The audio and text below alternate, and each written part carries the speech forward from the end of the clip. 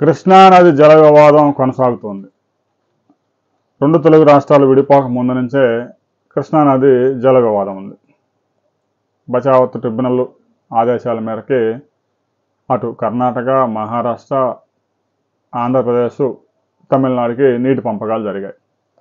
ఇక రెండు తెలుగు రాష్ట్రాలు 2014లో విడిపోయిన తర్వాత తెలంగాణ వాటా, ఆంధ్రప్రదేశ్ వాటా కూడా తేల్చారు. అయితే తాజాగా ప్రాజెక్టుల నిర్వహణ చేపట్టేందుకు కేఆర్ఎంబి ఏర్పాటు చేశారు. ఆ కృష్ణా రివర్ బోర్డు ఆ ప్రాజెక్టులో ఎవరు ఎంత నీరు వాడుకోవాలనేది ఆదేశాలు జారీ చేస్తూ ఉంటుంది. ఎందుకంటే ఇది ఉమ్మడి రాష్ట్రాల ప్రాజెక్టులు కాబట్టి. తుంగభద్ర విషయంలో కూడా అలాంటి బోర్డే ఉంది. అయితే శ్రీశైలం ప్రాజెక్టులో జల విద్యుత్ తెలంగాణ ఎడాపెడా వాడేస్తూ ఉంటుంది. అందులో కేఆర్ఎంబి ఆదేశాలను పట్టించుకునే పరిస్థితి లేదు. 850 అడుగుల కన్నా తక్కువ తీసుకొచ్చి నిలిపేస్తే ఇంకా నీటిని తెలంగాణ వాడుకునే అవకాశం ఉంటుంది. 854 అడుగుల కన్నా ఎక్కువగా నీటి నిల్వ ఉంటే పోతిరెడ్డి పాలెం ద్వారా ప్రతిరోజు 2 టీఎంసీలు ఆంధ్రప్రదేశ్ ప్రభుత్వం తీసుకెళ్లే అవకాశం ఉంది. ఇక ఆ విధంగా శ్రీశైలం ప్రాజెక్టు విషయంలో తెలంగాణ పైచేయి సాధించింది. అయితే శ్రీశైలం ప్రాజెక్టు 2 రాష్ట్రాలకు సంబంధించిన ప్రాజెక్టు. సహజంగా అది విద్యుత్ ఉత్పత్తి కోసం నిర్మించిన ప్రాజెక్టు కాబట్టి కేఆర్ఎంబి అందులో పెద్దగా జోక్యం చేసుకోవడం లేదు. ఇక నాగార్జున సాగర్ విషయంలోకి వచ్చేసరికి లెఫ్ట్ కెనాల్కి ఎంత నీటిని విడుదల చేయాలి, కుడి కాలువకి ఎంత నీటిని విడుదల చేయాలి, మాదరెడ్డి లిఫ్ట్కి ఎంత నీటిని తీసుకోవాలి అనే విషయంలో కేఆర్ఎంబి ఇండెంట్ పెట్టుకోవాలి. 2 రాష్ట్రాలు మాకు 10 టీఎంసీలు ఇవ్వండి ఈ నెలలో అని ఇండెంట్ పెట్టుకుంటే వారు 2 రాష్ట్రాలకి కేటాయింపులు చేస్తారు. కృష్ణానదిలో జలాలు ఎవరు ఎంత వాడుకోవాలో ఆ కేటాయింపుల ఆధారంగా నాగార్జున సాగర్లో ఉన్న నీటి నిల్వ ఆధారంగా. అయితే నాగార్జున సాగర్ ఎడమ కాలువకి 4 వారాల కిందటే నీటిని విడుదల చేశారు. తాగునీటి కోసం హైదరాబాద్ నగర ప్రజల కోసం అంటూ మాదారెడ్డి లిఫ్ట్ ఇరిగేషన్ కూడా ప్రారంభించారు.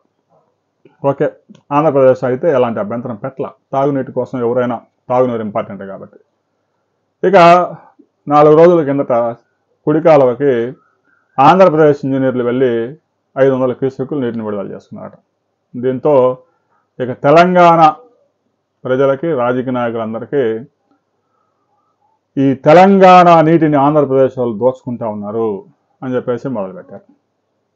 కేఆర్ఎంబి పట్టించుకోవడం లేదు, నిద్రపోతా ఉంది, చంద్రబాబు నాయుడు చేతిలో కీలుబొమ్మగా మారింది అంటూ రకరకాలుగా తెలంగాణ ప్రజల్ని రెచ్చగొట్టే ప్రయత్నాలు చేస్తా ఉన్నారు.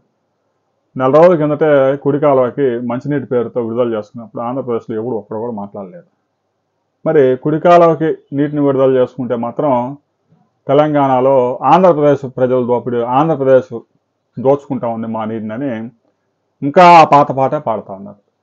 నీళ్లు, నిధులు, నియామకాలు అంటూ అధికారంలోకి వచ్చి బంగారు తెలంగాణ చేస్తామని 10 లక్షల కోట్ల అప్పుల్లో చేసి ఫామ్ హౌస్లో పనుకున్నాడు. ఇక వారి గురించి మాట్లాడరు. దోపిడీ ఎక్కడ జరుగుతూ ఉంది, ఇప్పటికీ ఆంధ్రప్రదేశ్ వాళ్ళు దోపిడీ చేస్తున్నారంటూ ప్రస్తుతం బీఆర్ఎస్ ప్రెసిడెంట్ కూడా ఆరోపణలు చేస్తూ ఉన్నారు. దాని మీద కూడా మనం మరొక వీడియో చేసుకున్నాం.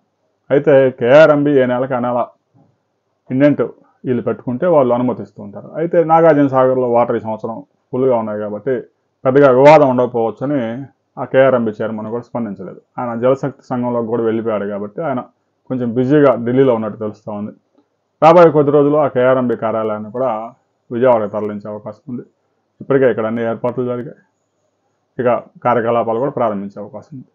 అదే జరిగితే ఇక తెలంగాణ రాజకీయ నాయకులకి మరో అస్త్రం దొరికినట్టే. రాబోయే కొద్ది రోజుల్లో నాగార్జున సాగర్ వివాదం ఎటు మలుపు తిరగబోతా ఉంది అనే వివరాలతో మనం మరో వీడియోలో తెలుసుకుందాం.